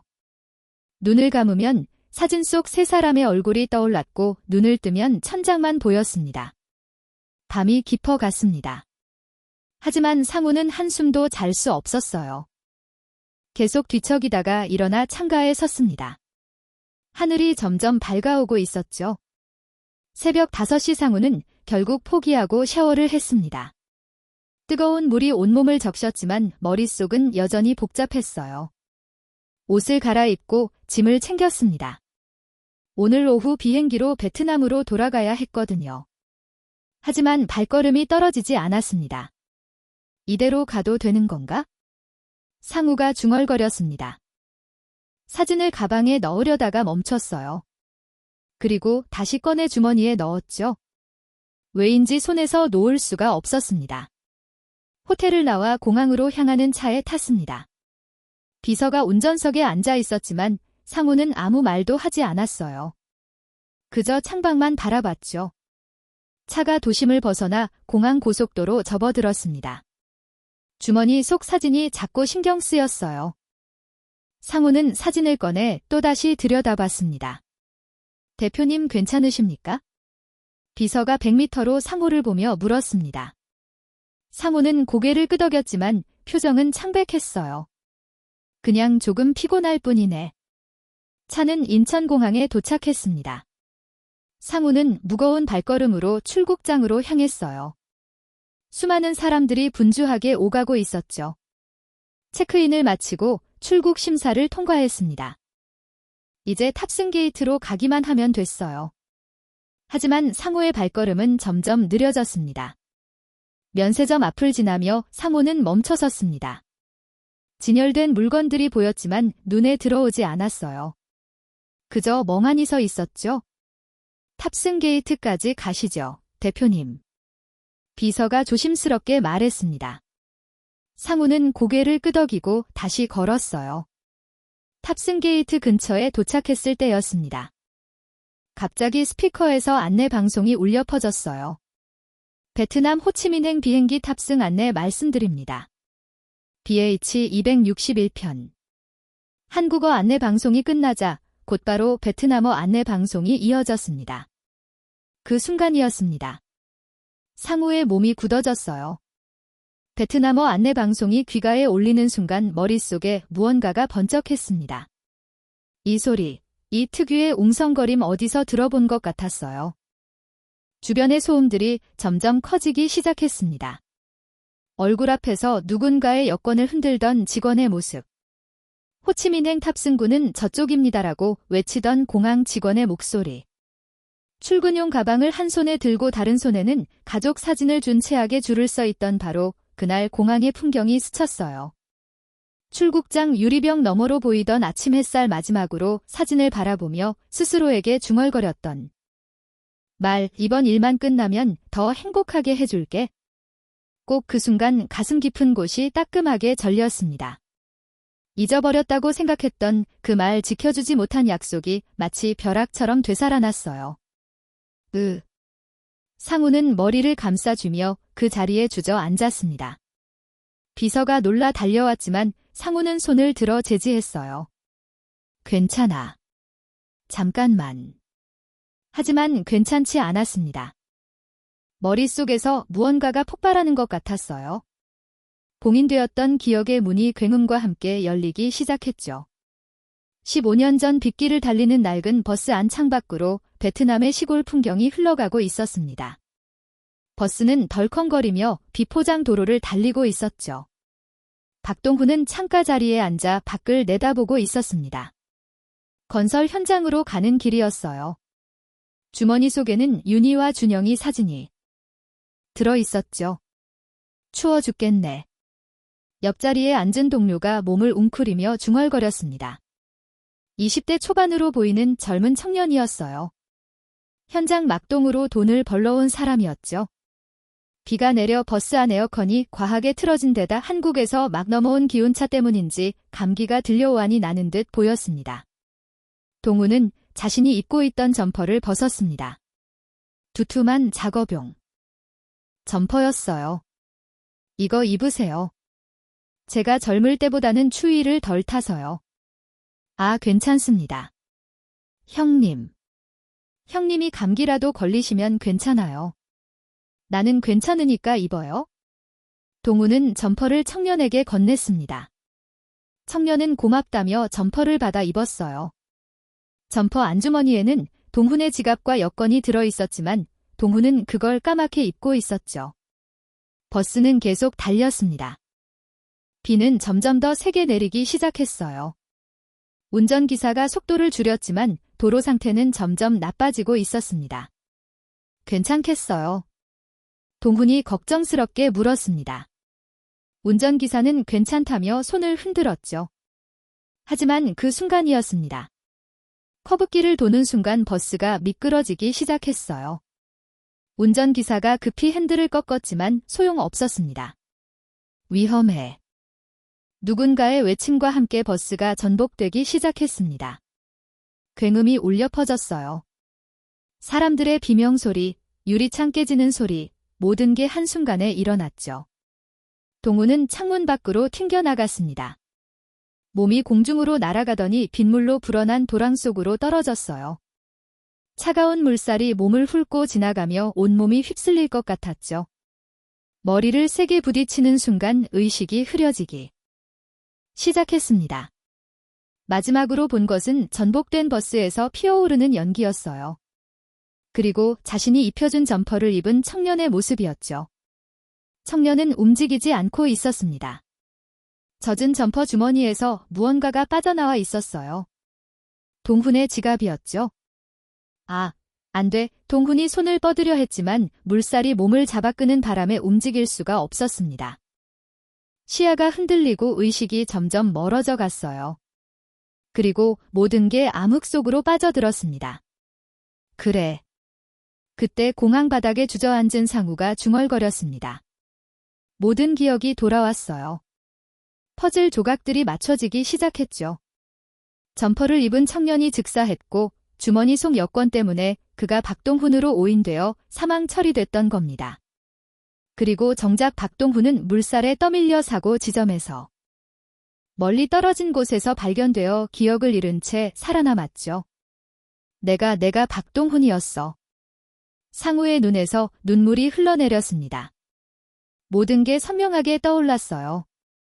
윤희의 얼굴, 준영이의 웃음소리, 함께했던 모든 순간들. 윤희 준영아. 상우는 주머니에서 사진을 꺼냈습니다. 떨리는 손으로 사진을 바라봤어요. 이제는 알 수 있었습니다. 사진 속 사람들이 누구인지를. 그들은 자신의 가족이었어요. 사랑하는 아내이자 소중한 아들이었죠. 대표님 괜찮으십니까? 비서가 다급하게 물었습니다. 하지만 상우는 대답하지 않았어요. 그는 벌떡 일어나 뛰기 시작했습니다. 대표님, 어디 가십니까? 비행기가 미안하네. 나는 집에 가야 하네. 상우가 뒤돌아보며 외쳤습니다. 상우는 출국장을 빠져나가기 시작했습니다. 사람들이 놀라 그를 쳐다봤지만 신경 쓰지 않았어요. 오직 한 곳만 향했죠. 입국장 쪽으로 뛰었습니다. 출국 심사를 취소하고 다시 입국장으로 나왔어요. 가슴이 터질 것 같았습니다. 윤희야, 기다려. 내가 갈게. 내가 돌아갈게. 상우는 아니 이제는 동훈이라고 불러야 할 그는 공항 밖으로 뛰쳐나갔습니다. 택시 승강장으로 달려가 택시를 잡았어요. 성북동으로 가 주세요. 최대한 빨리요. 택시가 출발했습니다. 동훈은 뒷좌석에 앉아 사진을 꼭 쥐었어요. 눈물이 멈추지 않았습니다. 15년 너무 오래 걸렸습니다. 하지만 이제는 알았어요. 자신이 누구인지 어디로 가야 하는지 기다려. 윤희야. 조금만 기다려. 택시는 성북동을 향해 달렸습니다. 동훈의 가슴은 미친 듯이 뛰고 있었어요. 15년 만에 집으로 돌아가는 길이었죠. 손님, 급하신 일 있으세요? 택시기사가 100m로 동훈을 보며 물었습니다. 동훈의 얼굴이 창백하고 눈물로 범벅이 되어 있었거든요. 네, 15년 만에 집에 가는 길입니다. 동훈의 목소리가 떨렸습니다. 15년 이 그 긴 세월이 이제야 끝나고 있었어요. 15년이요? 그럼 가족분들이 얼마나 기다리셨겠습니까? 기사의 말에 동훈은 고개를 끄덕였습니다. 손에 준 사진을 내려다봤어요. 사진 속리와 준영이가 환하게 웃고 있었죠. 윤희야, 얼마나 힘들었을까? 혼자서 준영이를 키우느라 얼마나 고생했을까? 동훈의 가슴이 저렸습니다. 자신이 없는 동안 윤희가 감당해야 했을 고통이 느껴졌어요. 아들의 성장을 지켜보지 못한 것도 아내의 곁을 지키지 못한 것도 모두 자신의 잘못처럼 느껴졌죠. 택시는 한강대교를 건넜습니다. 강물이 햇살을 받아 반짝이고 있었어요. 서울의 풍경이 창밖으로 스쳐 지나갔죠. 그 옷을 벗어주지 말았어야 했는데 동훈이 중얼거렸습니다. 점퍼를 벗어준 그 순간이 모든 비극의 시작이었어요. 선희가 이런 결과를 가져올 줄은 꿈에도 몰랐죠.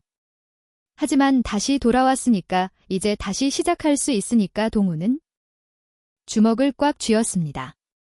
잃어버린 15년은 되돌릴 수 없었어요. 하지만 남은 시간은 달랐죠. 이제부터라도 제대로 된 남편이 아버지가 될 수 있었습니다. 택시가 성북동으로 접어들었습니다.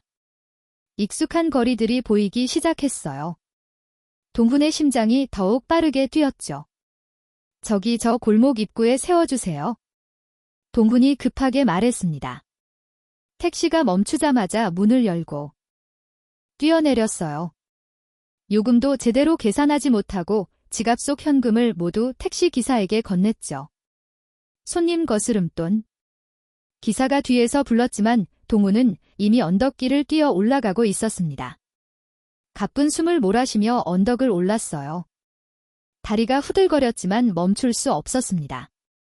15년 만에 집으로 돌아가는 길이었으니까요. 움푹 패인 보도블록 왼쪽 세 번째 집밥 감나무 모든 게 그대로였습니다. 아무것도 변하지 않았어요. 오직 자신만 변했을 뿐이었죠. 골목 끝이 보였습니다. 녹슨 파란 대문이 눈에 들어왔어요. 동훈은 더욱 빠르게 달렸습니다. 윤희야, 기다려. 내가 왔어. 대문 앞에 도착했습니다. 동훈은 거친 숨을 몰아쉬며 대문을 바라봤어요. 손이 떨렸습니다. 15년 만에 여는 우리 집 대문이었죠. 대문 너머로 희미한 인기척이 느껴졌습니다. 누군가 마당에 있는 것 같았어요. 동훈은 떨리는 손으로 문고리를 잡았습니다. 그리고 힘껏 대문을 밀어 열었죠. 끼고 녹슨 경첩이 낡은 소리를 냈습니다. 대문이 활짝 열렸어요. 마당이 보였습니다. 그리고 평상에 앉아있는 윤희가 보였죠. 윤희는 힘없이 평상에 앉아 하늘을 올려다보고 있었습니다. 눈가가 빨갛게 부어 있었어요. 얼마나 울었는지 알 수 있었죠. 동훈이 대문을 여는 소리에 윤희가 깜짝 놀라 고개를 돌렸습니다. 그리고 그곳에 서 있는 남자를 보았어요. 땀과 눈물로 범벅이 된 얼굴, 거친 숨을 몰아쉬고 있는 모습. 하지만 그 눈빛은 살아 있었습니다. 생기가 돌아온 눈빛이었어요. 당신 윤희가 떨리는 목소리로 중얼거렸습니다. 믿을 수가 없었어요. 어제 자신을 떠났던 그가 다시 돌아왔다니. 동훈은 마당으로 들어섰습니다. 한 걸음 한 걸음이 너무나 무겁고도 절박했습니다. 윤희는 천천히 일어섰습니다. 다리가 떨렸지만 어떻게든 서 있었어요. 동훈과의 거리가 점점 좁혀졌죠. 윤희야. 동훈이 그녀의 이름을 불렀습니다. 그 목소리는 15년 전과 똑같았어요. 따뜻하고 다정한 목소리였죠. 당신 기억이? 윤희가 떨리는 목소리로 물었습니다. 동훈은 고개를 끄덕였어요. 눈물이 주르륵 흘러내렸죠. 다 기억났어. 우리가 처음 만났던 날도, 결혼식 날도, 준영이가 태어났던 날도 모두 다 동훈의 목소리가 갈라졌습니다. 그리고 내가 얼마나 당신을 사랑했는지도 그 말과 함께 동훈은 평상 위로 올라갔습니다. 그리고 윤희 앞에 무릎을 꿇었어요. 미안해, 윤희야. 동훈이 고개를 숙이며 말했습니다. 눈물이 평상 위로 똑똑 떨어졌어요. 점퍼를 벗어주지 말았어야 했는데 그랬다면 이런 일이, 당신과 준영이가 이렇게 고생하는 일이 없었을 텐데. 동훈의 어깨가 떨렸습니다. 15년의 세월이 쏟아져 내렸어요. 혼자 준영이를 키우느라 얼마나 힘들었을까? 밤마다 얼마나 울었을까? 나는 아무것도 몰랐어. 기억조차 못했어. 윤희는 더 이상 참을 수 없었습니다. 무릎을 꿇은 동훈의 얼굴을 두 손으로 감싸주었어요. 고개 들어. 고개 들어나 좀 봐. 윤희의 목소리도 떨리고 있었습니다. 동훈이 천천히 고개를 들었어요. 두 사람의 눈이 마주쳤죠. 살아왔구나. 윤희가 떨리는 목소리로 말했습니다. 내 남편이 살아서 돌아왔구나. 그 말과 함께 윤희는 동훈을 끌어안았습니다. 15년 만에 느끼는 남편의 온기였어요. 동훈도 윤희를 꽉 안았습니다. 마치 놓치면 다시는 잡을 수 없을 것처럼 힘껏 안았죠. 미안해. 정말 미안해. 동훈이 윤희의 등을 쓰다듬으며 계속 사과했습니다. 윤희는 고개를 저었어요. 미안하긴 살아서 돌아왔는데 뭐가 미안해? 살아줘서 고마워. 정말 고마워. 윤희의 목소리가 흐느껴 나왔습니다. 그녀는 동훈의 얼굴을 얼루만졌어요. 눈썹도 눈도 코도 입도 모두 만져봤죠. 꿈이 아닌지 확인하고 싶었습니다. 진짜구나. 진짜 당신이구나. 그래 나야? 윤희야. 나 박동훈이야. 두 사람은 서로를 부서지도록 꽉 껴안았습니다. 마당 가득 울음소리가 매아이쳤어요. 15년 너무나 긴 세월이었습니다. 죽음도 기억 상실도 그 어떤 것도 이 두 사람을 갈라놓을 수 없었어요. 동훈은 윤희를 안은 채 그녀의 머리를 쓰다듬었습니다. 손끝에 느껴지는 머리카락의 감촉이 너무나 소중했어요. 늙었지? 15년이나 지났는데 윤희가 울먹이며 말했습니다. 동훈은 고개를 저었어요. 아니야. 여전히 아름다워. 내가 사랑한 그 모습 그대로야? 동훈이 윤희의 눈물을 닦아주며 말했습니다. 윤희는 동훈의 손을 잡아 자신의 뺨에 갖다 댔어요. 따뜻해. 살아있는 사람의 온기야. 그래, 나 살아있어? 이제 다시는 떠나지 않을 거야. 동훈이 윤희의 이마에 입을 맞췄습니다. 부드럽고 조심스러운 입맞춤이었어요. 두 사람은 한참을 그렇게 서로를 껴안고 있었습니다. 시간이 멈춘 것 같았어요. 15년의 공백이 천천히 메워지고 있었죠. 준영이는 우리 아들은 어떻게 지내고 있어? 동훈이 조심스럽게 물었습니다. 윤희가 눈물을 닦으며 대답했어요. 잘 컸어. 당신 닮아서 착하고 성실하게 자랐어. 변호사가 됐고 당신이 받듯이 결혼도 했어. 변호사, 우리 아들이 동훈의 눈에 또다시 눈물이 고였습니다. 자랑스러움과 미안함이 동시에 몰려왔어요. 보고 싶다. 준영이 곧 돌아올 거야. 신혼여행 갔다가 이번 주에 돌아와 윤희가 동훈의 손을 꽉 잡으며 말했습니다. 그때까지 기다려줄 수 있지? 이번엔 정말 기다려줄 수 있지? 동훈은 윤희의 손을 두 손으로 감싸 주었습니다. 물론이야. 평생이라도 기다릴 거야. 이제는 절대 떠나지 않을 거니까. 두 사람은 다시 한번 서로를 껴놨습니다. 마당의 빨랫줄이 바람에 흔들렸고 화분의 꽃들이 향기를 내뿜었어요. 모든 게 평화로웠습니다. 15년 만에 찾아온 진정한 평화였죠. 집에 왔구나. 드디어 집에 왔어. 동훈이 작게 중얼거렸습니다. 윤희가 고개를 들어 그를 바라봤어요. 응, 당신 집에 왔어. 우리 집에. 두 사람은 서로를 바라보며 미소 지었습니다. 눈물이 가득했지만 그 미소는 행복으로 가득했어요. 기적 같은 귀한이었습니다. 15년의 세월을 건너 마침내 집으로 돌아온 남자. 그리고 그를 끝까지 기다려준 여자.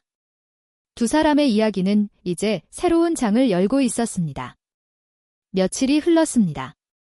윤희와 동훈은 집에서 조용히 시간을 보냈어요. 15년의 공백을 조금씩 메워가고 있었죠. 동훈은 집 안구석구석을 둘러봤습니다. 모든 게 기억 속 그대로였어요. 북의 찬장, 거실의 소파, 작은 베란다, 손때 묻은 가구들이 세월의 흔적을 간직하고 있었죠. 준영이 방은 그대로 두었어. 윤희가 작은 방문을 열며 말했습니다. 동훈이 안을 들여다봤어요. 책상 위에는 대학 졸업사진이 놓여 있었고 벽에는 오래된 포스터들이 붙어 있었죠. 여기서 공부했겠구나. 동훈이 책상을 쓰다듬으며 말했습니다. 가슴이 뭉클했어요. 아들이 혼자 공부하며 성장한 모습이 눈에 선했죠. 밤늦게까지 불 켜고 공부했어. 엄마 걱정 끼치지 않으려고 얼마나 열심히 했는지 윤희의 목소리가 떨렸습니다. 동훈은 그녀의 손을 잡았어요. 고생 많았어. 혼자서 이제 혼자가 아니잖아. 윤희가 동훈을 바라보며 미소 지었습니다. 동훈도 미소로 답했죠. 그날 저녁 윤희의 휴대폰이 울렸습니다. 어머니, 저 준영이에요. 내일 오후에 들어갈게요. 아들의 목소리에 윤희는 순간 숨이 막혔습니다. 내일이면 준영이가 아버지를 만나게 되는 거예요. 그래, 알았어. 조심히 와의 전화를 끊고 윤희는 동훈을 바라봤습니다. 동훈도 들었는지 긴장한 표정이었어요. 내일 준영이를 만나는 거지? 응. 준비됐어. 윤희가 조심스럽게 물었습니다. 동훈은 깊은 숨을 들이쉬었어요. 모르겠어. 어떻게 해야 할지? 괜찮아. 준영이도 아빠를 그리워했을 거야? 윤희가 동훈의 손을 꽉 잡았습니다. 다음 날 오후 윤희는 아침부터 집안을 정리하고 음식을 준비했어요. 동훈은 거실에 앉아 창밖을 바라보고 있었죠. 손에 땀이 났습니다. 너무 긴장하지 마. 윤희가 동훈의 어깨를 다독였습니다. 하지만 동훈의 긴장은 쉽게 풀리지 않았어요. 오후 3시쯤 대문 밖에서 차 소리가 들렸습니다. 윤희와 동훈은 동시에 고개를 들었어요. 왔나봐. 윤희가 떨리는 목소리로 말했습니다. 동훈은 자리에서 일어섰죠. 현관문이 열리는 소리가 들렸습니다. 어머니, 다녀왔습니다. 준영의 밝은 목소리가 들려왔어요. 며느리 지수도 함께 인사했죠. 어서 와라. 윤희가 현관으로 나가 두 사람을 맞이했습니다. 준영은 잘 쉬고 온 듯 얼굴이 환했어요. 신혼여행 잘 다녀왔어? 네, 정말 좋았어요. 어머니는 준영이 거실을 보다가 멈칫했습니다. 낯선 중년 남자가 서 있었거든요. 아니, 낯설지 않았습니다. 준영의 얼굴이 하얗게 질렸어요. 손에 들고 있던 가방이 바닥에 떨어졌죠. 아, 아버지. 떨리는 목소리로 중얼거렸습니다. 믿을 수 없었어요. 15년 전 장례식장에서 영정사진으로 봤던 그 얼굴 나이가 들었지만 분명히 아버지였습니다. 어머니, 이게 무슨? 준영이 윤희를 돌아보며 물었습니다. 윤희는 눈물을 글썽이며 고개를 끄덕였어요. 준영아, 아버지가 살아 계셨어. 기억을 이루셨었대. 15년 동안 동훈은 천천히 준영에게 다가갔습니다. 준영아. 동훈이 떨리는 목소리로 아들의 이름을 불렀습니다. 아빠가 돌아왔다. 그 목소리를 듣는 순간 준영의 눈에서 눈물이 쏟아졌습니다. 아버지. 정말 아버지시죠? 준영의 목소리가 갈라졌습니다. 동훈은 주머니에서 그 사진을 꺼냈어요. 중학교 입학식 날 찍은 가족 사진이었죠. 이거 기억나니? 사진을 본 순간 준영은 더 이상 참을 수 없었습니다. 아버지. 준영이 외치며 아버지를 끌어안았습니다. 15년 동안 억눌러왔던 그리움이 폭발했어요. 보고 싶었어요. 정말 보고 싶었어요. 매일 꿈에서만 봤어요. 준영이 어린아이처럼 아버지 품에서 엉엉 울었습니다. 공훈도 아들을 꽉 안으며 눈물을 흘렸습니다. 미안하다. 준영아. 아빠가 너무 늦었지? 아니에요. 돌아와줘서 고마워요. 사라져서 고마워요. 준영의 목소리가 떨렸습니다. 동훈은 아들의 등을 토닥이며 말했어요. 많이 컸구나. 이렇게 훌륭하게. 아빠가 못 봐줘서 미안해. 어머니가 다 키웠어요. 어머니 혼자 저는 아무것도 준영이 울먹이며 말했습니다. 그리고 한 팔로 윤희를 끌어당겼어요. 윤희도 두 사람의 품으로 들어갔습니다. 세 사람은 서로를 꽉 껴안고 한참을 울었죠. 며느리 지수도 눈물을 닦으며 그 모습을 지켜봤습니다. 감동적인 장면이었어요. 아버지, 다시 안 떠나시죠? 준영이 동훈을 떨어져 바라보며 물었습니다. 동훈은 아들의 얼굴을 두 손으로 감싸주었어요. 그래, 이제 절대 안 떠난다. 평생 함께 할 거야.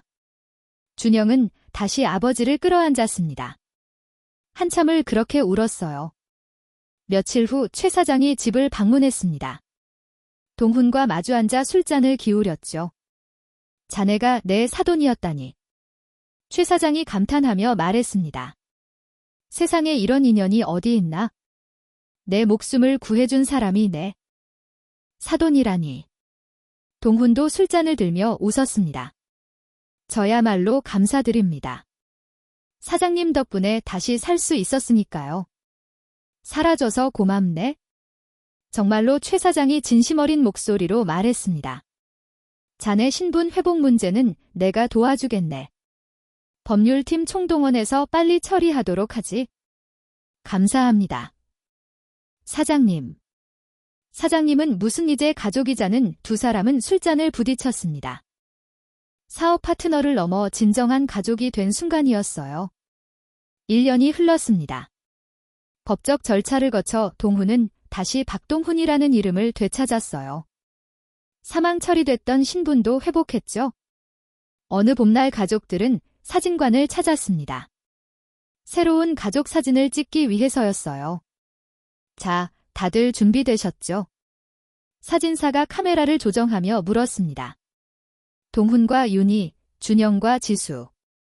네 사람이 카메라 앞에 섰어요. 동훈은 윤희의 손을 꽉 잡았습니다. 놓지 않을 거라는 듯이요. 윤희도 동훈의 손을 꼭 잡았죠. 준영은 아버지의 어깨에 손을 올렸습니다. 지수는 시어머니 옆에 서서 환하게 웃었어요. 자, 웃으세요. 하나, 둘, 셋, 플래시가 터졌습니다. 네 사람의 환한 웃음이 사진 속에 담겼어요. 행복한 가족의 모습이었죠. 사진관을 나서며 윤희가 동훈의 팔짱을 꼈습니다. 행복해. 윤희가 작게 말했습니다. 동훈이 그녀를 바라보며 미소 지었어요. 나도 정말 행복해. 따뜻한 봄의살인에 사람을 비추고 있었습니다. 새로 돋아한 나뭇잎들이 바람에 흔들렸고 꽃향기가 거리에 가득했어요. 동훈은 걸으며 하늘을 올려다봤습니다. 구름 한 점 없는 맑은 하늘이었어요. 감사합니다. 다시 돌아올 수 있게 해주셔서 마음속으로 기도했습니다. 그리고 다시 가족들을 바라봤죠. 준영이 아내 지수와 손을 잡고 걷고 있었어요. 윤희는 동훈의 팔에 기대어 행복한 미소를 짓고 있었죠. 모든 게 완벽했습니다. 아버지 저기 식당 가요? 배고파요. 준영이 앞서가며 말했습니다. 동훈이 웃으며 대답했어요. 그래 가자. 오늘은 아빠가 쏜다. 네 사람은 웃으며 식당으로 향했습니다. 15년의 긴 이별을 끝내고 가족은 다시 하나가 되었습니다. 죽음도 기억 상실도 갈라놓을 수 없었던 사랑이 마침내 승리한 거예요.